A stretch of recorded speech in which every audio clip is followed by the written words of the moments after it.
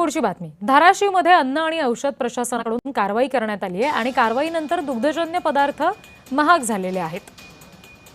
धाराशिवमध्ये अन्न आणि औषध प्रशासनाने भेसळयुक्त पदार्थांवर कारवाई केली, पण त्यानंतर दुग्धजन्य पदार्थ महाग झालेत। या संदर्भात खवा उत्पादकांसोबत संवाद साधलेला आहे आमचे प्रतिनिधी उदय साबळे यांनी।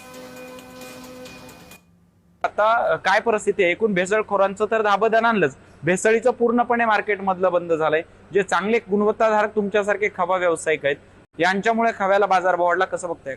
या ठिकाणी शेतकऱ्यांनाही दुधाचे भाव वाढले आणि खवा आणि पेढ्याची जे ओरिजिनल खवा आहे, ओरिजिनल पेढे आहे, त्याची एवढी मोठ्या प्रमाणात मागणी वाढली, आम्हालाही कल्पना नव्हती।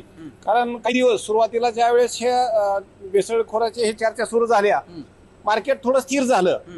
एक चांगलं 15-20 दिवस आम्ही घाबरून गेलो की आता भाव येतो का, असंच राहतंय का, असं वाटायला लागलं होतं।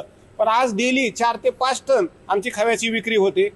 विशेष म्हणजे गौरी गणपती आणि महालक्ष्मीच्या सणामुळं काही सातारा असेल, पंढरपूर असेल, 8 ते 10 टनाचे ऍडव्हान्स बुकिंगचे ऑर्डर आमच्याकडे आता सुरू झालेले आहेत।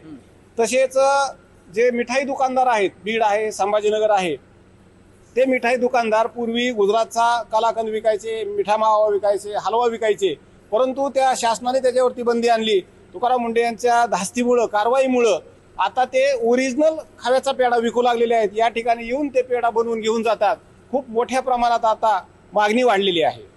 काय सांगाल, काय नेमका फरक झाला? दुधाचे भाव किती रुपयाने वाढलेत, खव्याचे भाव किती रुपयाने वाढले?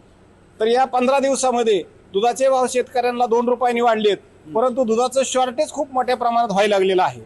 आणि दुसरी गोष्ट आहे, याच्यात खवा आणि पेढ्यामध्ये, खव्यामध्ये 20 ते 25 रुपयाचा भाव वाढ झाली आहे आणि पेढ्यामध्ये जवळजवळ 50 ते 100 रुपये किलो मागे पेढ्याचा भाव वाढलेला आहे। उदय साबळे पाटील, जय महाराष्ट्र, भूम, धाराशिव।